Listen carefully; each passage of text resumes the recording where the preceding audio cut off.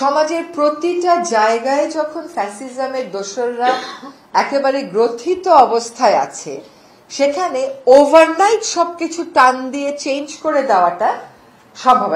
একটা উদাহরণ, যেটা আমার নিজের চিন্তা, এটাকে সরকারের ভাষ্য হিসাবে নেবেন না। যেমন ধরেন, আপনি পুলিশ প্রশাসন সম্পর্কে একটা বিস্তারিত সংস্কার করলেন, ধরলাম সংস্কার হলো, সংস্কার প্রস্তাব পাশ হলো, আমরা সকলে একমত হলাম। এটা বাস্তবায়ন করবে কারা? যে লোকগুলো বাস্তবায়ন করবে তারা তো প্রায় সকলেই রয়ে যাচ্ছেন।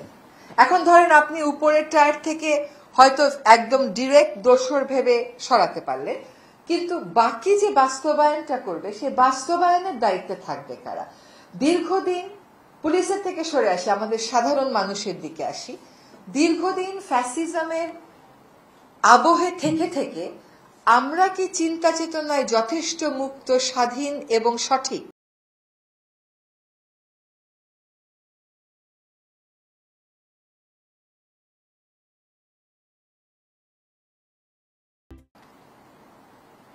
এই জায়গাটাও কিন্তু একটা বড় চিন্তার ব্যাপার আছে।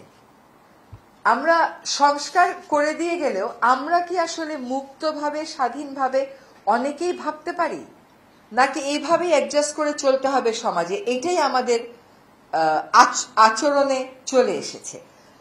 ফলে সংস্কার করা সম্ভব, নিয়মে কাগজে সংস্কার করা সম্ভব। এখনো বাংলাদেশে যে আইন কানুন ছিল, সেই আইন কানুনগুলো যদি জনস্বার্থে মানা হতো, জনস্বার্থে ব্যাখ্যা হতো, জনস্বার্থে প্রয়োগ হতো, তাহলে হয়তো এই অসহায়ত্বের মধ্যে আমরা পড়তাম না। ফলে আমাকে যদি স্বপ্নের কথা বলেন, আমি বলবো আমার স্বপ্ন, আমার এটাও তো একটা স্বাধীনতা। যিনি আমাকে ফোন করছেন, ওনারও একটা বিশেষ জটিলতার কারণেই ফোন করছেন। এখন একটু বলি, আমার কাছে স্বপ্নটা কি? আমার কাছে স্বপ্নটা হচ্ছে ব্যক্তি পর্যায়ে স্বাধীনতা, পেশাগত পর্যায়ে স্বাধীনতা, রাষ্ট্রীয় পর্যায়ে স্বাধীনতা। আমার কাছে হচ্ছে আমি যে মত প্রকাশ করতে পারছি, আজকে যে কথাগুলো বলতে পারলেন, এই কথাগুলো কোনোদিন তো বলতে পারেননি। কতদিন আগে মায়ের ডাকের একটা অনুষ্ঠানে গেলাম জাদুঘরে, ওরা বললো এই জায়গায় যে আমরা অনুষ্ঠান করতে পারবো, আমরা কোনোদিন ভাবতেই পারিনি। কারণ বেশিরভাগ সময় তাদেরকে রাস্তায় অনুষ্ঠান করতে হয়েছে। তারা একটা হল ভাড়া নিলে দেখা গেল ওইটা ক্যান্সেল করেছে, ওই হলটা বন্ধ করে দিয়েছে, ওদেরকে করতে দেয়নি। এখন আপনি দেখেন, স্বপ্নটা আমাদের যেন ছোট না হয়, এটা হচ্ছে আমার একটা বড় কথা। অনেক দিন দলীয় শাসন, অপশাসন, ফ্যাসিবাদের মধ্যে থেকে থেকে কতগুলো জিনিসকে আমরা সমাজে নর্মস হিসাবে ধরে নিয়েছি, কিন্তু সেগুলো আসলে সমাজে নর্মস হতে পারে না। ওইখান থেকে নিজেদেরকে আমাদের বুঝাতে হবে যে আমরা আসলে সত্যিকার অর্থে একটি আদর্শ রাষ্ট্রের জন্য যাত্রা শুরু করতে চাই। একটা আদর্শ রাষ্ট্র পাওয়া 1.5 বছর, 1 বছর, 2 বছর, 6 মাসের ব্যাপার না, কিন্তু যাত্রাটা আমাদের যেন দৃঢ়ভাবে শুরু হয়। আমরা মত প্রকাশের স্বাধীনতা যেমন চাই, আমরা চিন্তার স্বাধীনতাও তেমন চাই। সবচাইতে বড় স্বাধীনতা আমাদের দরকার হচ্ছে যে আমি আমার বিচারটা পাবো। কিন্তু আমরা শুধু বিচার মানে একটা অর্ডার বা একটা জাজমেন্ট, তা কিন্তু না। জাজমেন্ট আর অর্ডার কিন্তু বিচার না, এটার বাস্তবায়নটা বিচার। সময় মতো আপনি বিচার না পেলে, সময়ের 20 বছর পরে গিয়ে বিচার পেলে, 30 বছর পরে গিয়ে বিচার পেলে, সেটা আসলে আর কতটুকুন বিচার থাকে?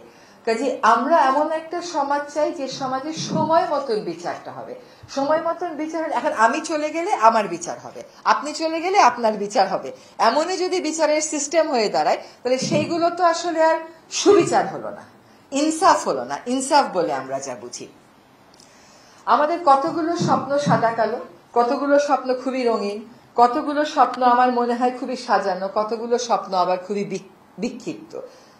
আমার একটা আহ্বান থাকবে যে এখন যেহেতু আমরা কথা বলতে পারছি, আমরা যত সমালোচনা করার দরকার করি, আমরা কনস্ট্রাকটিভ থাকি, ফোকাসটা যেন আমাদের নষ্ট না হয়ে যায়। এই ফোকাসটা নষ্ট হয়ে গেলে, এবং ফোকাসটা জানি আমরা ঠিক মতো ডিফাইন করতে পারি যে আসলে আমরা কি চাই, কে সেটা কতটা গুরুত্বপূর্ণ, তার থেকে জরুরি হলো কে এবং কি পদ্ধতিতে। এই পদ্ধতিটা যেন আমরা ঠিক করে ফেলতে পারি। আমরা স্বপ্নের কিছু বাস্তবায়ন শুরু হয়নি এটা আমি বলছি না। এই ঘরে, এই দেশে এখন খাদিজা মুক্ত। আজকে রেজাউল সাহেব নাম ধরে ধরে কথা বললেন। প্রীতমকে জিজ্ঞাসাবাদে কি বলেছে এই কথাটাও বললেন। কিন্তু এখানে আয়নাঘর এখন হয়তো ইনশাল্লাহ আর কোনোদিন আর আমাদের দেশে দেখতে হবে না। আমরা গুমের কনভেনশনে স্বাক্ষর করেছি, মানে অনুস্বাক্ষর করেছি। এগুলো তো স্বপ্ন বাস্তবায়নের প্রক্রিয়া। খুব দ্রুততার সাথে হয়তো আমরা চাই, খুব দ্রুততার সাথে হয়তো হচ্ছে না, পদ্ধতি নিয়ে অনেকের হয়তো আপত্তি আছে। আমরা সবগুলো কথা যেন বলি, সবগুলো কথা শোনা হয়, সবগুলো কথা পড়া হয়, সবগুলো কথা বিবেচনায় নেওয়া হয়। যেমন কোথাও একটা কাউকে নিয়োগ দেওয়া হলে সাথে সাথে অনেককে নিয়োগ দেওয়া হলে বলা হচ্ছে না ও ভালো না, সেটা কিন্তু বিবেচনায় নিয়ে বদলানো হচ্ছে। আর স্বপ্নটা তো আমি দেখবো না বা সরকার দেখবে না, সকলে মিলে দেখতে হবে। যদি সকলে মিলে দেখতে হবে, যদি সরকারের সাথে যারা স্বপ্ন দেখে সকলের একটা সংযোগ স্থাপন খুবই জরুরি। কতগুলো সংস্কারের কথা হচ্ছে বদিউল আলম সাহেব নিশ্চয়ই বলবেন। এই সংস্কার প্রক্রিয়াটা শুরু হয়েছে ওই স্বপ্নগুলোকে ধারণ করে। এখন সংস্কারের প্রস্তাবনা আসা মাত্রই সংস্কার হয়ে যাবে এটা মনে করার কোনো কারণ নেই। তারপরে আমরা কি করব, কি করতে হবে, কেমন করে রাজনৈতিক ঐক্যমত গড়তে হবে, এগুলো অনেক বড় পরিসরের কাজ আমাদেরকে করতে হবে, সকলকে মিলেই করতে হবে। আর যদি আমি আমার কয়েকদিনের অভিজ্ঞতার কথা বলি বা আপনাদের থেকে যা শুনলাম, আমার নিজের কাজ করার অভিজ্ঞতা থেকে বলেছি, আমার মনে হয় কি স্বপ্নের যেভাবে করে রাষ্ট্রটা শাসিত হয়েছে, কখনো কখনো শোষিত হয়েছে দীর্ঘ সময় ধরে, তাতে রাজরাজরাদের এক ধরনের স্বপ্ন থাকে। সেই রাজরাজরাদের স্বপ্নটা হচ্ছে ক্ষমতাটা আমি কেমন করে ধরে রাখবো। আর সাধারণ মানুষের এক ধরনের স্বপ্ন থাকে, সেই স্বপ্নটা হচ্ছে যে আমাকে একটা জবাব নিতে হবে, আমার অধিকারটা আমি সংরক্ষিত করব। এই যে তাদের একটা স্বপ্ন ক্ষমতা ধরে রাখা, আর সাধারণ মানুষের স্বপ্ন হচ্ছে তার অধিকার প্রতিষ্ঠিত করা, এই দুইটা জায়গার মধ্যে একটা জবাবদিহিতা আমাদেরকে আনতে হবে। এই যদি ক্ষমতার ক্ষেত্রে জবাবদিহিতা না থাকে আর অধিকারের প্রশ্নে যথেষ্ট পরিমাণ স্পষ্টতা না থাকে, তাহলে আসলে স্বপ্ন বাস্তবায়নের পথটা বন্ধুরই থেকে যাবে।